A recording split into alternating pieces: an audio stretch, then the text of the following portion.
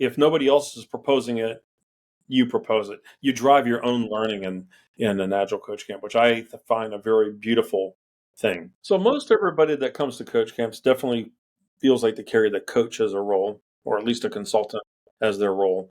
Quite often we do get people that are Scrum Masters. A few times we get managers.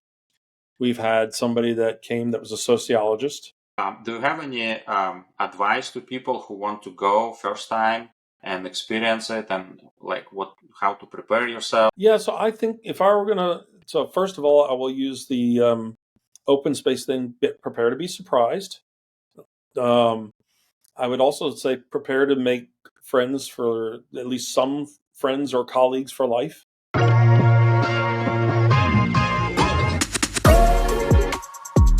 Hello, everybody. Welcome back to Lyoshin podcast. And today's guest is Paul Booth. He is an Agile coach at Excella, and also program director of Agile Coach Camps at Agile Alliance. Welcome, Paul. Thanks. Really appreciate it. So I invited you today to talk about coaching camps. This is a very interesting topic, and many people don't know about it. And I would hope that we could cover topics like, or questions like, what this is, what people can expect from them, and how is it different from any other events or conferences that people usually go to, or traditional events that they go to. So anything like that. But before we jump into the conversation, could you please tell a little bit about your journey, about how you become Agile coach and innovation coach, and things like that? Sure. So I went back many moons ago. After graduating from college, I went into the military, and then from there, after flying for a bit, got into IT while still in the military. Did your typical stint of, hey, developer, sysadmin, bit of analyst, became a project manager, program manager, and while I was in that project manager, program manager role, I started learning about agile approaches and introduced some of those to one of my teams. The actual first one I ran across was actually one called tracer bullet development. It's in the book Ship It, if you're looking for that. So not one that most people know about, but definitely under the Agile umbrella, has a very much of an XP flavor. After that, I learned about Crystal, then Scrum, XP, Kanban, and so forth. And so I've had wide exposure to a bunch of different approaches as a practitioner. Then I went into the government, and they were trying to implement Scrum, and I basically had project managers that I actually helped become Scrum Masters with training and some mentoring and stuff. Did a stint there, then went on to EPA, did mostly Kanban type work there because I was running a maintenance group. And sort of got a little tired of the government gig type thing. I will say then in this particular case, I had a manager that was not very supportive of agile approaches. I didn't really understand them. And so a chance to move out. I mean, after looking around in the government for a while and not really finding anything I really wanted to do, I had a chance, I noticed, to become a coach. I'm going to come back to coach camps in a second because that's a significant part of why I chose to do that. I had friends that were coaches that were advising, you would probably do great as a coach. So I had an opportunity to go coach, and I ended up coaching in the government space at DHS, U.S. Citizenship and Immigration. And from there, I've been doing coaching now for over 10 years. I'm coming up on 12 years this coming November. So I'm pretty much doing nothing but coaching. But to come back a little bit to coach camps, the first coach camp I went to was while I was still at a government employee. In fact, I was the only one there that carried the title branch chief compared to, software engineer or, coach. Some of them carried the title coach. Other people were doing coaching, but didn't really realize they were doing coaching until they went to camp. and that was the first camp I ever went to in 2008. And it was a life-changing event, to be honest with you. I made really good friends there. Made some people I just chatted with, and never really saw them too much again. A lot of other ones I kept in touch with for years, and still keep in touch with a good number of them. And so, which is really great. I mean, that's making these lifelong connections is really great, especially in your industry. I think that's something that doesn't happen very often. You don't get that at a standard conference or anything like that. Um, and after that experience, I got approached by a couple of very senior coaches that have been doing it for a very long time. And we wanted to put something together. They were interested in doing it in Raleigh. We weren't able to pull one off the very next year. So 2008 was the first one. As far as I know, there were no camps in 2009, but several people were trying to pull things together. And then in 2008, I am aware there was at least one in Canada. We had one in the US, and I believe there was one in Germany. And then from there, it just exploded. So there's camps all over the world now. So um, I've tried for a long time there. I was involved in every US camp that got set up. Yeah. And then just to sort of round out how I got into the coach camp things and the initiative in the Alliance, in 2015, one of the board members of the Alliance said, "Hey, we think there would be a really good idea if we could get a member initiative around coach camps." But since I'm the gentleman, Declan Whelan, who I met at the first camp, that brought the idea to me, said, "Since I'm on the board, I really can't do something like that. That it's a member initiative, not a board initiative. And so if that interests you, would you be interested in putting in a proposal on how you would want to run that?" So I put in a proposal. In 2016, we kicked off the actual initiative for coach camps, with the idea of that initiative trying to help other camps get started for those that hadn't gotten started. Like I said, there were ones all over the world, but there were still other ones that needed help, or people wanted to do them and were struggling a little bit. Yeah. And then just to round out the history, in 2019, I approached the board and saying, one of the things we've sort of lost in coach camps that we used to have in the 2008 camp was that a lot of people were from around the world. And what had sort of happened when you had U.S. camps in Germany, camps in Norway, Canada, they tend to be very regional. Yeah. Some Canadians sometimes cross the border for us. Sometimes we cross the border for them. But for the most part, everybody's a little more insular. Europe's a little bit different because they're so close together. But that's not true. Like Australia, they have like 4 camps.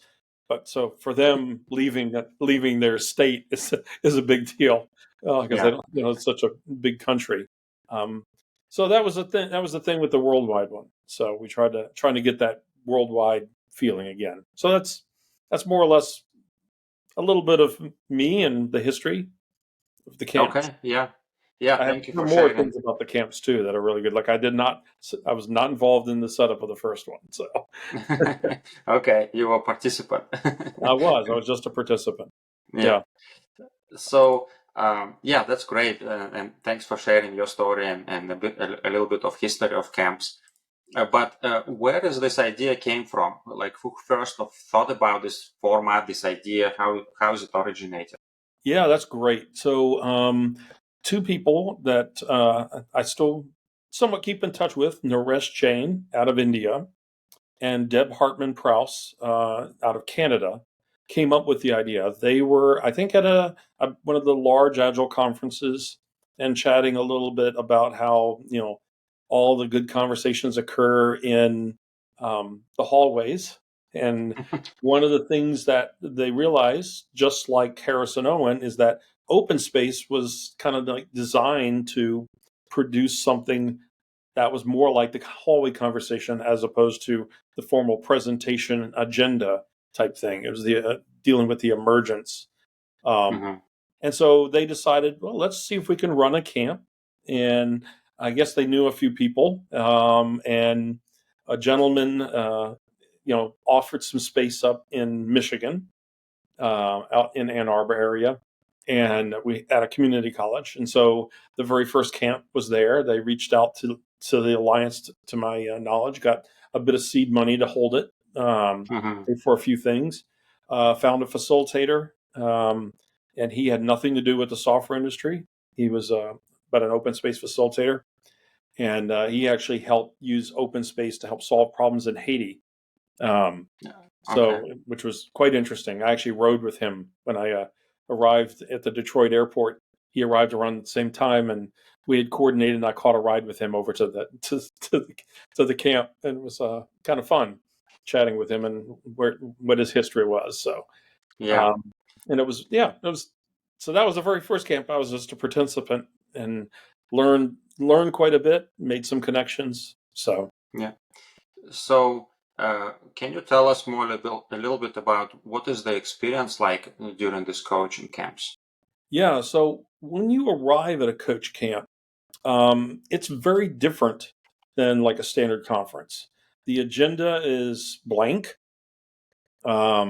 Everyone, when you start off in a circle, and you have the facilitator introduces you to the 4 principles and the 1 law of OpenSpace, or now 5 principles and 1 law. Like whenever it starts, whenever it's over. And one I love is the law of 2 feet, or law of mobility, that you can move where you're getting the most learning or contributing. So they introduce you to that. There's usually a theme around any open space event, and particularly coach camps. We've always tried to have a theme. That theme then sets a tone, but it doesn't control anything. Usually it becomes part of the invitation to get people to arrive. And after all of that occurs, you have a big blank area of, here's the time we have and the spaces we have set aside for you. You create the agenda, and you literally go up and fill in sticky notes or cards and introduce the topic you might be interested in, and your name, and you post it into a time area that you want to start and a space that you plan on holding it in. And usually, the facilitator will have told you, like, maybe some spaces have tables, other ones are just seating around a flip chart or whatnot. And your only obligation at that point, if that's what you proposed, is to be there and host and facilitate the discussion, hold the space. And I love that, because I found that the best topics are often the big questions that you have, and people that have expertise will want to share their expertise and help you. And other people that have questions will come and show up. And even if nobody has any expertise around something, like it's a hard question that maybe nobody's encountered before, people will show up and want to contribute by asking things about the context and learning more, and maybe trying to invent ideas that you can experiment with stuff. And so I find that really, really useful. I've gotten more learning out of coach camps than just about any other kind of event that's like training or conference oriented. So and it's usually just verbal. People when they propose topics, and then people go to their little rooms or spaces or whatever, and they just talk to each other, and it's like a conversation based event. It's not like one person presenting something or speaking, right?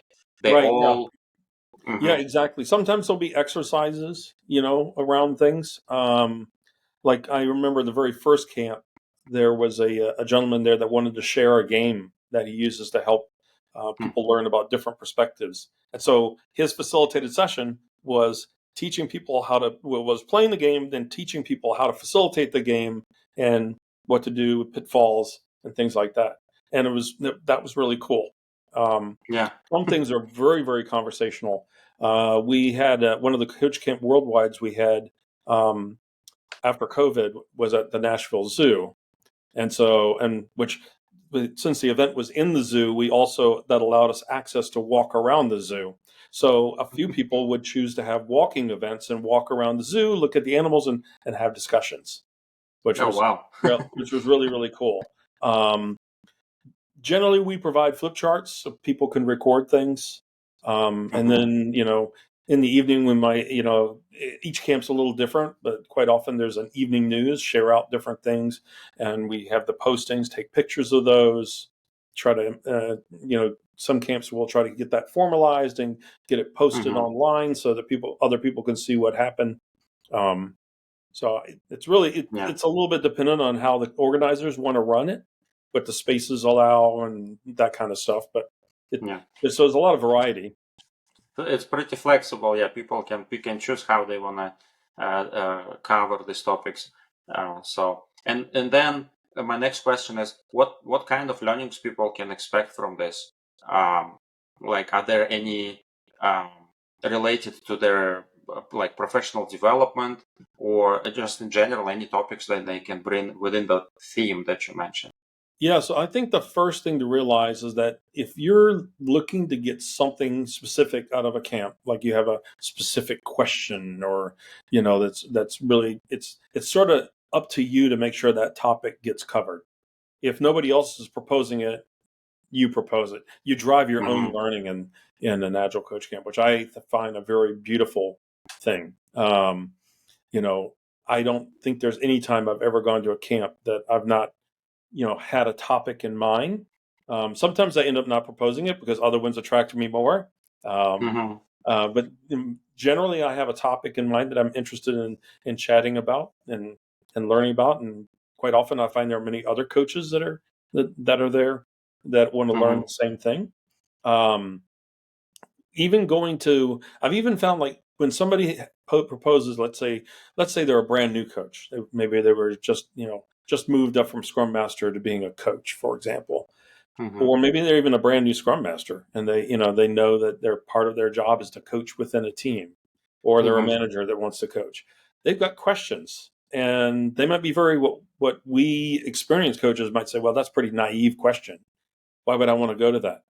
Well, quite often you find that naivete is not as naive as you think it is. There's nuances that you didn't know about within their context. And having to explore that, you learn quite a bit about, oh, how would I react in what this person is dealing with, kind of thing. And Yeah. I find that extremely interesting. Um, Likewise, sometimes people want to invent things too. Um, for example, at it was 2016 camp, April Jefferson and I were sitting around and talking about different ways we could come up with gamifying the idea of creating a backlog. And so we invented a whole game around that called Pass to Perfection. You can find it on Tasty Cupcakes now, but it was an invention by her and I. Right? We just had a problem space we wanted to explore. We wanted to make it more fun, um, and we learned a lot about how to iterate on a game, Yeah. gamifying something, not necessarily software. So really, really Yeah. cool way of learning about things. So anything can happen there with right people in the space, right? So Hmm. anybody can bring up the idea and solve the problem. And if you have a problem, it's better to be the one who asking others to come join you and explore it and find solutions and things like that. Yeah, Yeah. exactly. Yeah. I remember my experience is when I was there first time, only time I've been there. I saw people going and picking topics, putting them on the board, and I was sitting with my empty head and saying like, okay, what am I gonna talk about? And then I was just sitting there for 5 minutes, and then ideas just started popping up in my head, and I'm like, okay, let me go write a couple of things. Maybe something happens. Maybe somebody will come join me to talk about that. And Yeah, yeah. and that to me is one of the beauties of open space. Which is from what I know, every coach camp is run with open space. If you look Hmm. at the way the initiative is written for the one that where we're helping other initiatives, um, we don't write it where we require open space, but we do require a lot of the things around the way that open space is run. Like we Hmm. want the agenda to be emergent. We don't want it to be preconceived, right? Which would make it more like a standard conference. We don't want we want it to be an open invitation. We don't want it to be like a close that we only want experienced coaches, or we only want, you know, people that are in this particular domain. That's not the purpose of what we're trying to do for the initiative, right? So, but we don't demand that you do the open space. We just demand a lot of the parameters that open space brings to the table. Yeah. Okay. So there are some requirements. Are there any other specifics that for holding one, like you mentioned, couple, right? You have to have emerging agenda. You can invite anybody who's willing to participate, not only coaches. Anything else is there? Yeah. So just for clarity, that's if you want help from the initiative. If you're trying to run one on your own, I guess you could probably break the rules and call it a coach camp, although it probably wouldn't really fit the spirit of it. But to get back to requirements, I mean, there's not really that much required per se. I will say there are things that I've seen that where some camps don't work as well as other ones. For example, when people ask me about a venue, for example, I will say, well, try to get a venue with natural light. Because if you don't, every camp I've been to that's been low energy has been one that's like in a cave of a hotel. It does not have natural light.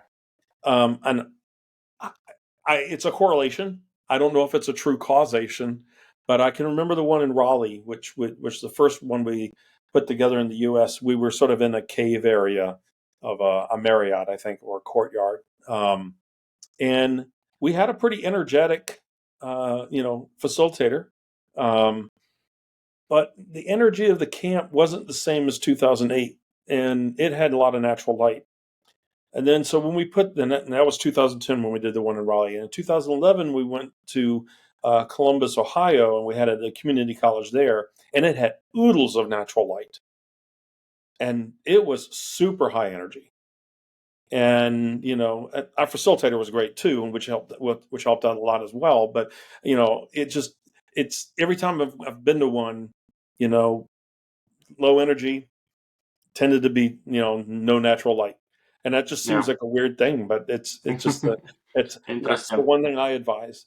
The other thing Yeah. is I advise people to, look for a facilitator that is passionate about just holding space and not trying to do too much guidance on people, because the facilitation for open space is very, very different than for like a standard, like if I'm going to facilitate a course and I have exercises set up and things like that. It's a very different type of facilitation. You're just there to kind of hold the space open, go around, make sure people are not dominating like a conversation.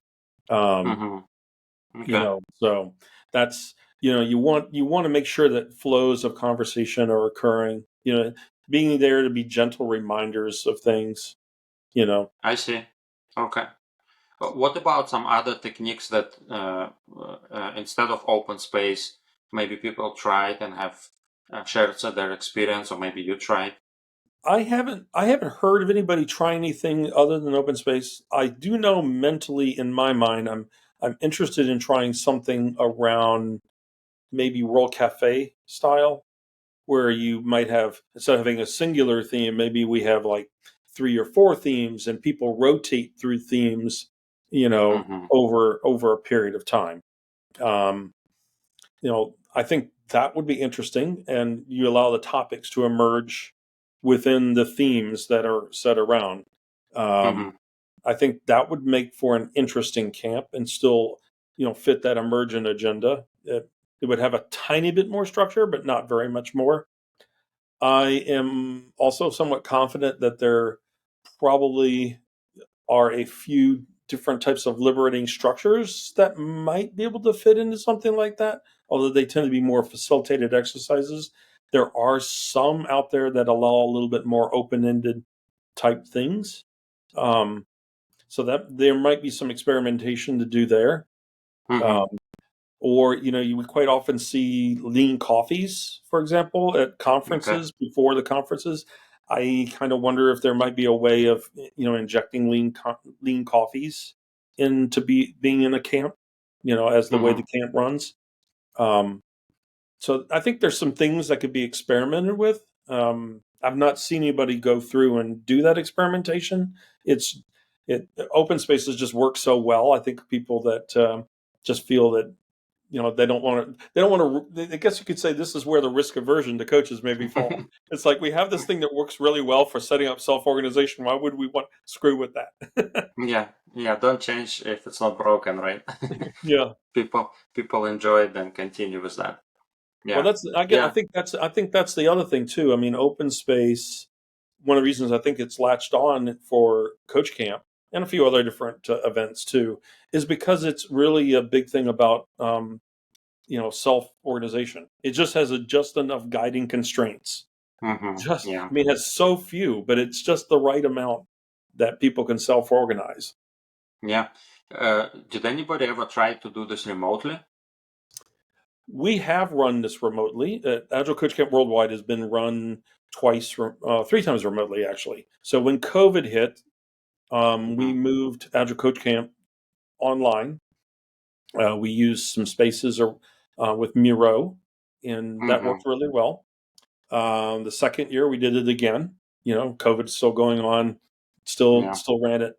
And I will say what was really interesting about the phenomena of both of those is we were able to get people that normally could not make a coach camp due to expense because it got to be a lot cheaper of an event. We still had a little bit of a cost, but it wasn't very much. And we also had to accommodate a lot more time zones too, doing it remotely. I did it also the 1 year, the first year we came back, and sort of did it as a pair.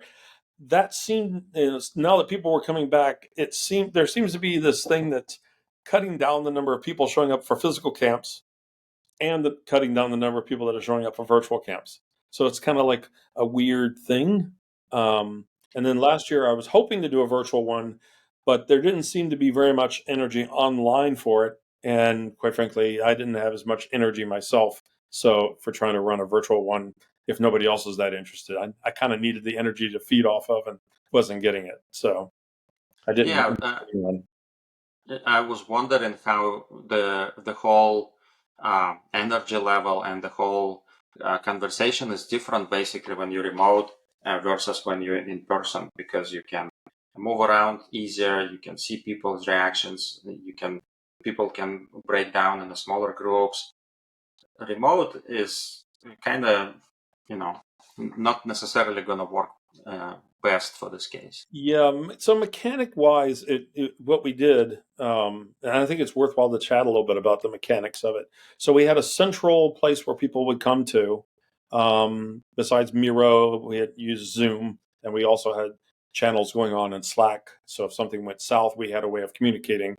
So we had a couple different ways. And so we in the room, in the main room is where we would set up the space for the marketplace and everything. And then what we told people, we actually set up sessions to be only 40 minutes long, as opposed to, and if you wanted to continue, i.e. you want to keep the conversation going, the only thing you would be doing would be saying we're going to stay in the same place. And the reason we did that is we asked everybody to go out, sign up for a free Zoom account, and because they give away 40-minute sessions for free. So 40 minutes became like the time box that people could, would say. Now, if you wanted to go longer than 40 minutes, we said, that's no problem. Just tell people before it drops that we're going to continue the conversation. Just come back here again. Right. Kind of thing. And we gave them a space on Miro to record things, just like their virtual flip chart, and let them work that way. I will say that, having been a member of underneath the Alliance, one of the things that we do ask folks to abide by is the code of conduct of the Agile Alliance. And when you go remote, there's a little bit more considerations like how you're going to handle certain things from a code of conduct standpoint, because it's harder to witness it and things like that. So there's some considerations around that probably add a little complexity to it.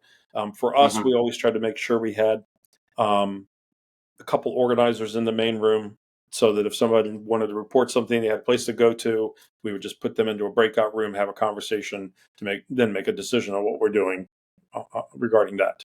Yeah. But since we didn't control any of the other Zoom breakouts, it wasn't like we're using Zoom breakouts for the sessions. Mm-hmm. Because you want things to start and end at various points, and that just didn't make it made it hard to manage from a technology standpoint. Yeah. So, yeah, and we don't want it to be a Well, burden on the facilitator either. yeah. And what is attendance on such events? So, yeah, so for the remote thing, we ran 3 sessions for the 3 different time zones, and I would say we varied between 30, 40 people to 60, 70 for the first time we did it. Second time was probably 30, 40 to maybe 50, 60 for the most. And then the third time where we were running side by side, not side by side, but during the same year as the physical one, I think we had more like 5 to 10, and then the largest session was maybe 20 to 30. So, Okay. just to give it, you could see that the decrease once we moved, people started going back to being in person. People were more interested Yeah. in doing the in-person one, although the number of people were a lot less than we've had in the past.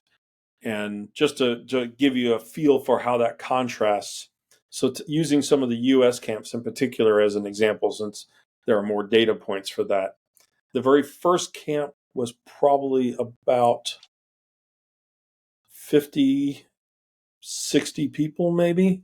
That feels about right. And camps varied between 30 and 40 to about 120. Like Okay. Columbus was very large. I think we were about 150 and 120. Mm-hmm. So, Okay. Yeah, so it's a decent size, and if everybody brings some topics and their experience, that yeah, could to be. me, to me, that's approaching Yeah, an upper limit. Not that there's an upper limit to OpenSpace or anything, but yeah, one of the things I think you get out of coach camps is making connections with people. You know, mm-hmm. um, and they'll be the people you'll seek out at a conference to go talk to, right? Yeah, So, um, and you don't really. I think once you get to really large, like particularly if we were going to use something, it would probably be the tribal number, Dunbar's number, if you're familiar with that. Probably that don't want to get too much larger than that because you're not going to really make those connections. So, yeah, that's right. When it's too many people, then it's hard to pick and choose who to talk to and so forth. Yeah, right. that's right. Yeah. So, talking about different styles for coaching camp, what do you think about hosting one coach within the organization with the same people, basically, Yeah, or so I think coworkers? it's a great idea. First of all, particularly if it's a very large organization, right? Mm-hmm. You're getting perspectives. The problems are going to be unique to that organization, and it gives coaches space to solve some of those problems because that's going to be a lot of the. I would imagine that would be a lot of the topics that come into play. We're having this problem with this program. You folks in other programs, have you experienced this? How did you solve it? That kind of stuff. I think that's a big positive. I think a negative could be since everybody works for the same organization, that may also have come with a little bit more of a constrained, I'll call it mindset. You sort of got a culture within the organization. You're Mm-hmm. not getting outside influences. I do think that could be a downside to it. I would still encourage somebody to trying it because I think it's still valuable. And a lot of coaches, particularly if you're an organization that has a mixture of some people are consultants that are coaches and other people are internal employees that are coaches, I think that could be quite valuable because your outside people are coming in with different perspectives, and particularly if you're bringing in new people from time to time, that's going to be helpful. Um, that could be a really interesting thing to do. Yeah, and another challenge could be that they have their own, like you said, kind of biases, and then within organization too, right? They Yep. used to doing certain things in a certain way for so many years, and especially if their bosses come to the events too, they may be a little bit feeling like, not that they don't have like psychological safety or something like that, but it could be a little bit pressure if you have supervisors in the same group, for Yeah, instance. I think that would create a bit of a challenge for the facilitator to make sure everybody's on the level playing field, right? And Yeah. feels like they can speak their mind and stuff like that. Um, Hmm. I think that's a very important point. When you normally go to a coach camp, outside of the organization, you don't really have too much to worry about for that, right? So Yeah. you can kind of So, speak your mind, and everybody else is just a peer of yours that works for a different organization. yeah, yeah. What about in general participants to coaching camps? Like if you break down by role or something like that, who come into those most frequently? So Like, is most it? everybody that comes to coach camps definitely feels like they carry the coach as a role, or at least a Hmm. consultant as their role. Um, Hmm. Quite often, we do get people that are scrum masters. A few times we get managers. We've had somebody that came that was a sociologist, Oh, um, wow. which was really interesting, and she had some really cool, valuable techniques to share. Um, and then we've had somebody that before one camp in Indianapolis had a little bit of a session beforehand where um, they had a person that deals with doing learning games and stuff do a sort of like a training workshop beforehand. That was kind of Hmm. interesting. I wish he had been more of a participant throughout. I know at a Canadian camp I went to, Henry Mintzberg, who is an academic for organizational development and organizational psychology and stuff like that. He was there for a period of time. That was really interesting. Um, Hmm. you know, just talking with him is just he's just really valuable. He has a lot of books out. I definitely recommend reading some of them as well. So. Yeah. Um, Going back a little bit, one other thing, the closest I've seen, just as a side note, to a coach camp within an organization. In 2013, we had a coach camp in Atlanta that was sponsored by Leading Agile, and I'm not sure the word got out as well as other camps had. So most of the people were from Leading Agile, and it Hmm. felt more like a Leading Agile event as an internal coach camp for Leading Agile, which was had an interesting dynamic. So one of the dynamics I would say is that when somebody proposed a topic and they happened to be a little higher up in the organization than others, people tended to gravitate to that topic. And I also noticed that a lot of the people that were maybe more junior in that organization didn't propose topics. That didn't Hmm. affect any of us that were outside of that organization whatsoever. You know, and and I also noticed that the law of 2 feet didn't seem to apply as well. It seemed Yeah. like people gravitated to those. Um, and again, I think that's just an influence that if everybody had been inside, that wouldn't be an unnatural dynamic. But when you are um, a mix like that, and the majority of the people are from one organization. I mean, not just a number, but like when we Yeah. had it at Excella, what we had like 5 people here at Excella. I think when we had that's not a majority. Yeah. We were talking like easily 2/3 of the people were from Leading Agile, and that again, you kind of expect some of that natural gravitation, but it didn't seem like there was much pull for other parts of getting with other coaches, which I think was a little detrimental for those other coaches. They didn't get a chance to make those connections and maybe hear some outside perspectives. Maybe because they Hmm. don't have very many events where they get to explore stuff internally, and that's what they felt like they needed to do. I don't know what the Yeah. dynamic was there, but it did feel a little weird. So. Yeah. Uh, yeah, maybe exactly. Maybe they don't have much opportunities to go somewhere, or maybe they just like decided all to go to this one event. Like we have Agile DC, for example, and majority of my colleagues went there all at once. It's a different type conference, but Right. still, like people go in bunches like that. So Well, I yeah. could see, they're a consulting firm, they maybe don't have a chance to do like something like that internally. And so that fulfilled that need for them. But Hmm. but the fact that they were trying to run it as a US camp made it feel a little weird. So, Yeah.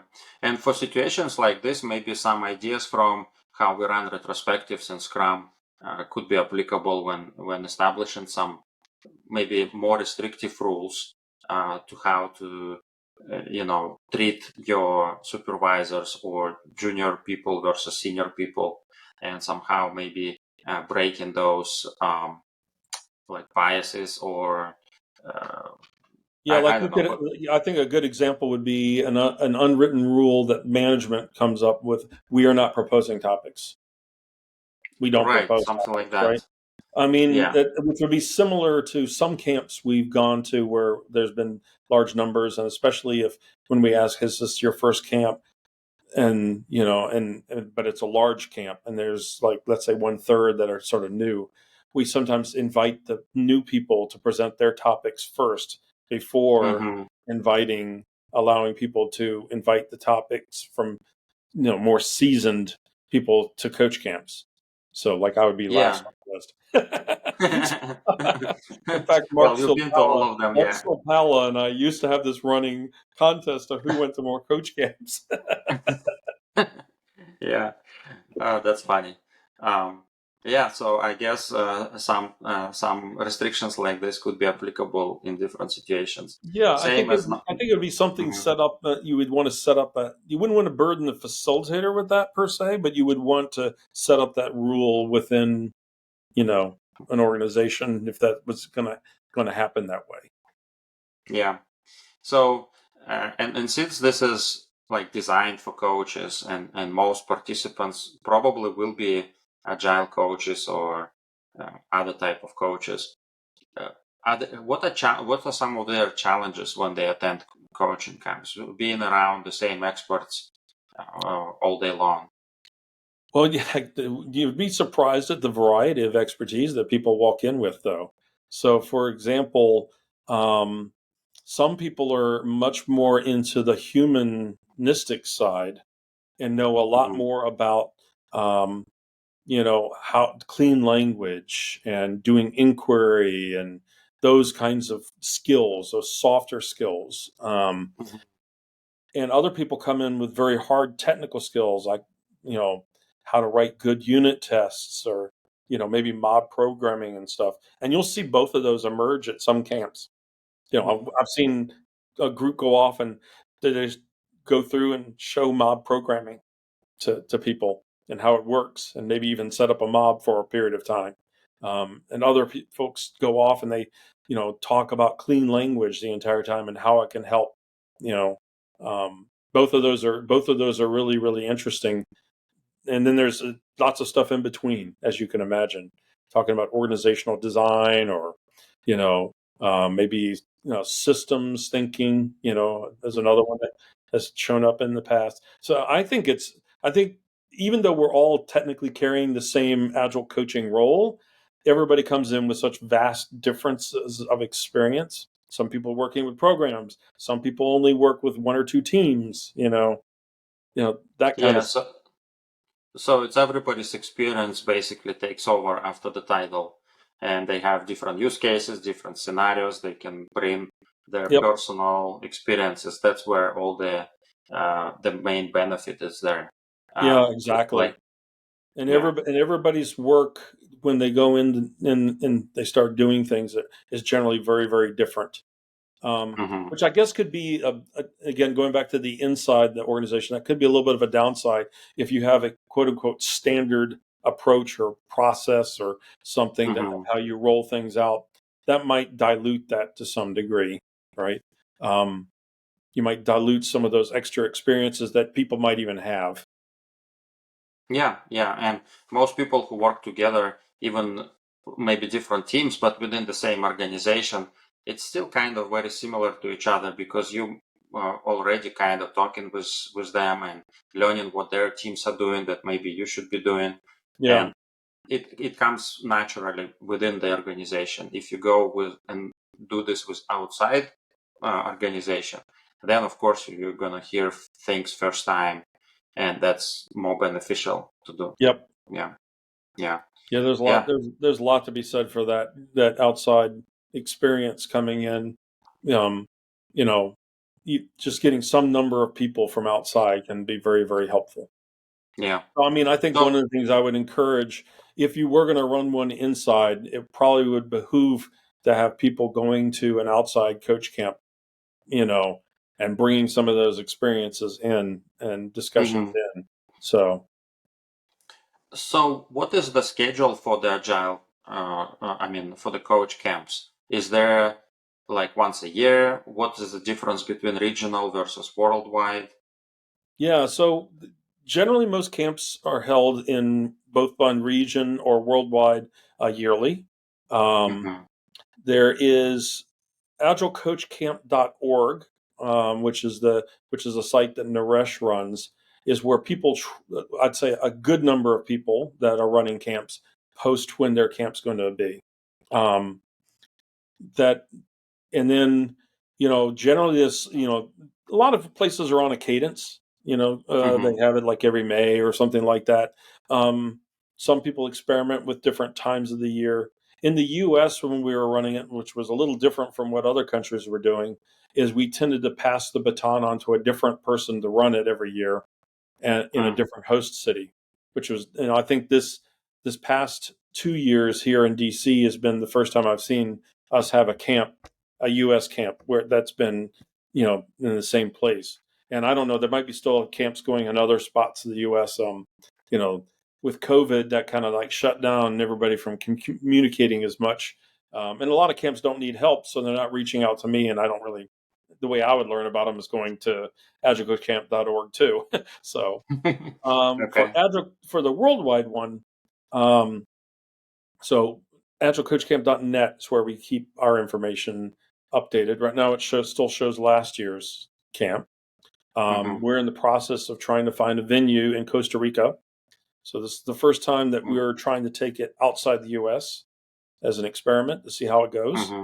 Mm-hmm. Again, one of the learnings I had when we went virtual is that there were people from other parts of the world that would like to participate in this and that have growing agile communities, but because of the cost to get to the U.S., adding it on top of a big camp, being in an area that's expensive, where the big Mm-hmm. conference is, that just becomes unreasonable for them financially. Mm-hmm. So I'm trying an experiment of going to, outside the U.S. to try to cater that, and then actually what I hope will happen was will spawn having a regional camp there. You know that it's Yeah, it's a new country. Yeah. yeah, right, new country. And so Costa Rica, the reason that I chose that is I'm hoping I can still get a core number of people from the U.S. to go down. Mm-hmm. It's only a few hours flight. Quite often, in a lot of cases, is one hop. Same way with Canada. It's Yeah. we'll have it in San Jose, and it makes it easier for people from South America and Central America and maybe some of the islands to actually make it over. So Mm-hmm. they won't have to go through the United States to get there. They can, Yeah. go straight there, or maybe pass through another more regional hub to them, like Panama City or something. So, Yeah. Okay. Yeah, that makes sense. and Yeah, then I if, mean if this that's a great experiment works location. well enough, we'll try an experiment maybe in Portugal next year. That's Mm. sort of like my thought, and that to help make it easier for Africans to make it up, but Mm-hmm. also still be able to count on some European participation. Need a little bit of core to make sure people that experienced it before. So Yeah, yeah, yeah, for sure. And since you don't have like specific designated facilitators or not facilitators, I'm sorry, speakers, so people kind of have to bring their own experience and their own agendas. So, and that's also like you have to have that core of people who always go or who's really active in the community. yeah, So, it's nice to have a few core people that show up that are coach camp junkies. I'll call them, like myself. And so they bring they're constantly going around and maybe even going to more than one camp. I generally try to make hmm both a U.S. camp and and I run worldwide, so I'm always making the worldwide one. Mm-hmm. I've before COVID hit. Well, as COVID was hitting, I was supposed to go to the coach camp in Portugal. Mm. I did go to their virtual version when they had it, but I was hoping to go to the in person one. And I've been to a Coach Camp Canada, so that's and I think it's great to be able to to shift around a little bit and see what's going on, because every country or region has a different set of cultures and problem sets, Mm-hmm. different laws and stuff that come into play that sometimes we end up interacting with, right? So Yeah, we're talking about running one within an organization. Same thing applies to running within a country, right, or yep. region. That's exactly what happens. Culture kicks in and other factors. Yeah. Yeah, exactly. Okay, that's great. All right. Do you have any advice to people who want to go first time and experience it, and like how to prepare yourself and anything maybe? Yeah, so I think if I were so first of all, I will use the OpenSpace thing. Prepare to be surprised. Um, I would also say prepare to make friends, for at least some friends or colleagues for life. Um, Mm-hmm. I would say those two are going to be particularly true. So that's something I think. Like when I went, I didn't expect that at all. I didn't. I mean, I didn't expect that I would be keeping in touch with people that were, halfway around the world, and even expanding on that network through them. Right. That just Yeah. didn't expect that. Um, I do think in order to prepare yourself, I think one of the things to think a little bit about is um, let go of like having to have everything predefined for you ahead of time. I think a lot of people go in and they're expecting, I'm going to learn this, I'm learning this, I'm learning this, I'm learning this. And yes, you can drive your learning to learn some of that, but some ways you want to let go and go with the moment. Somebody proposes a topic, it sounds interesting. You've got 2 feet, you can go there. And if you're not getting anything out of it, use your 2 feet before even the session ends and maybe go to your number 2 spot, right? Yeah. I know I've done that. And that actually changed the way I go to regular conferences now. I don't sit there. If I go into a session and it's not interesting to me that much, I usually make sure that I know the way to the door. And likewise, as a speaker at a normal conference, I don't get upset when somebody walks out on me. I'm like, yep, Yeah. whatever it is, I'm not answering their mail. I don't want them to sit here and be unhappy. So Right. that changes your attitude a bit. The other thing I would do to prepare is at least think a little bit about a topic or a question that you have, right, that you're coming in Mm-hmm. with. Something that will drive a little bit of your learning, all right? You know, and if you're unable to come up with something, that's okay. But I do think it helps a little bit if you sit down and say, what's been bugging me you could do this like the day of showing up, like the drive in or the metro ride in or however you're getting there. What's something that's been bugging me this last week that I don't know how to solve, for example? Or I would like to have Mm-hmm. somebody else's honest feedback on how I'm doing something. I could throw them what I'm trying, and I don't have to worry about the fact that they're my boss or where to get back to my boss or they're my client. I could upset them. You're going to get away from all those people. You're going to get a chance to actually present, something to somebody else that you can talk on the side and be more frank about and take advantage of that. So Yeah. Yeah, yeah, those are great things. And anything for people who actually like to organize it, maybe? Any advice for yeah, them? yeah. So number one, even though the Alliance right now is struggling financially and we can't give a lot of financial aid to help camps out, still reach out on the initiative because we still can offer like specific advice and things like that. I mean, that's Mm-hmm. for sure. We do have an organizer Slack. It's not super active or anything, but it is a place where you could ask some questions and stuff. A few of us are monitoring it. We can guide you to helping you find a facilitator, for example. You may even find that one of us wants to volunteer or something like that, to be a facilitator. Um, you can certainly get that kind of assistance, like helping you figure out how to market it and those kinds of things. Um, Mm-hmm. so that would be one thing. I do think thinking about a theme is I've had a few people that say themes don't feel that important because when people start posting the topics, they don't seem to be that connected to the theme. And I would say that's true, but the theme also becomes an attractor, particularly if you're trying to attract people that don't necessarily carry coach in their title. Hmm. I think that's important, to have a theme that's Yeah. in, that becomes that attractor. And again, I'll harp on it again. Natural light. Plan a venue that has natural light and has the right kind of space. Both for your breakouts and for your common space. So Yeah. Okay. Yeah, those are great. And yeah, next time there is one around, I'm definitely gonna be there because I really enjoyed that experience. It was something new and something unexpected. And as you said, I made a bunch of connections with people who I still talk to, and that's great. That's much better than a normal conference, I would say. So yeah. And that you'll find, like, if you do go to a normal conference, and you find that one or two of those people are going to be in attendance. You're going to seek them out. So you're going to go yeah, and want to talk to them for a while and just catch up with them and see how they're doing, see what kind of problems they're coming up with. You'll wind up having at coach camp conversations on the side in the hallway. So, right.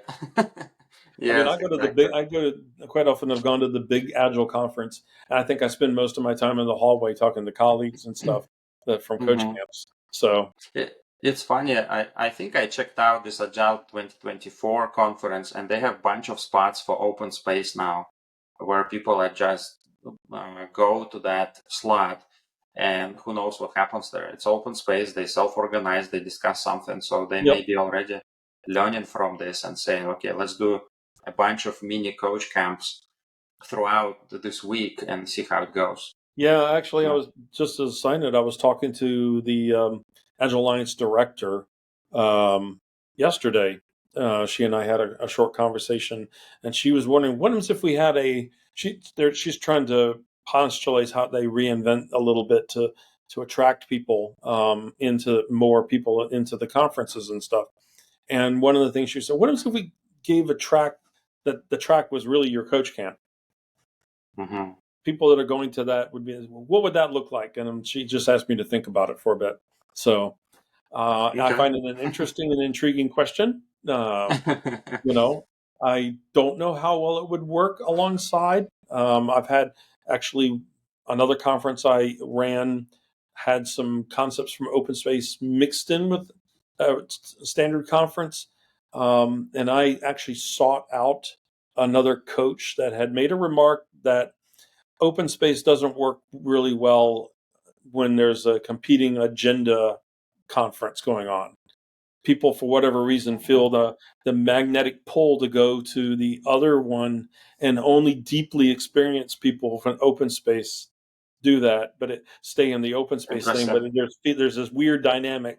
So I actually had a conversation when I was setting up the other conference, to see if I was violating her what she was thinking. Yeah. So, and I ended up not, but it was an interesting comment. So I'm always curious when I see that, because I've seen the big conference try to run what they call an open jam on the side, and for Hmm. example, and I don't know, it sometimes it works really well, and other times it doesn't seem to work well, and it might depend on who's in attendance that has open space experience, and that they might Yeah. gravitate to that. So Yeah, I think that really depends on that as well. If people can go and self-organize and uh, have benefit from it and provide that feedback to the conference organizers and say like, yeah, that worked great. So maybe that's what it is. yeah, yeah. I Yeah. mean, and I think I won't say that the number of open space type events are increasing, but there are a number of other open space events that are not necessarily coach camp. And so they're not focused around coaching, but they do focus around other things. Like I know in the Northwest and over in Northern California, maybe Southern California too, there's like an Agile Open Mm. type concept, which is an open space. And that's anybody of any experience in Agile. that you could be brand new in it and you're just when starting out, or maybe you're really experienced, or whatever, you can go there and have conversations and stuff like that. Mm-hmm. Less about coaching, and it doesn't get into this like how to help people. So very often. Another one that I've been to that is a little more invitation only because it's just small is the Retrospective Facilitators Gathering. That is Okay. a great open space event. It actually lasts a whole week. And so an open space event where you're actually rolling and creating topics every day and rolling Mm-hmm. a whole week, that is just absolutely mind blowing. So it's Yeah. just absolutely mind blowing. So that's another event that I found really useful. And then there's one that's pretty much associated only with games, agile games, particularly Mm-hmm. learning games, called Play for Agile. And there's also Play for Agile North America. Mm-hmm. That's another one that is also really kind of a fabulous event to go to. I have gone to both Retrospective Facilitators Gathering and the Play for Agile North America, and again, they're very focused topics, but they're really really mind blowing in a way. Um, would I replace Coach Camp with those? No, because I kind of like the more general Coach Camp. That's why I run the initiative. It's my passion. But would I attend those events? Absolutely. If I've got time, if I've got the time, money, energy to get there, I usually will try to make it there. So as Yeah, well. that's on my bucket list to to go to one of those agile game events and see how they work and what I can learn from that. I So, can say what's wonderful about that, just as a side note, is I know I've taken prototype games and gotten feedback on them and been able to actually mhm. mature them. So Yeah, yeah, that's great. A lot of many different opportunities for learning, for networking, and this is what like some people ask, like, hey, where can I learn stuff? What book do you recommend or anything? Like, forget books, go to these events. You will learn much more. Book takes time to read, and it's very specific topic. and you learn So, about the books you should be reading at a coach camp. right, right, yeah, Often yeah. there's a book reading list. What have you been reading lately? Right. So Yeah. I mean, we are in that profession that requires a lot of reading. Any professional should be educating and expanding yep. their knowledge and reading books and stuff and conference. So But anyway. I do find it really good to when finding you're getting recommendations from colleagues, that Hmm. they can tell you. So Yeah. Okay. Well, that was a great conversation. Thank you very much. It's great to know about coaching camps, and I hope people will like it and go there and participate. Um, so thank you very much for your time, and I hope we can talk more about this in the future. So yeah, yeah, be glad to. And I'll just put in a little plug. If anybody's going to be at Agile and Beyond, I will be there, and I would love to talk to you about coach camps. Find me, and we can chat about it there if you're going to be in Detroit for it. So okay, cool. I'll Yeah, get that plug out there so people can look at least look for me if they want to chat more about it. sure. Yeah. Well, I put some links to the description as well, so people can easily connect with you and find you. So Awesome. yeah, Thank you so much, Vin. great. I really Sure. appreciate Thank you, being Paul. being on here. Yeah. Thank you very much. Talk to you later. Bye. Okay, bye bye.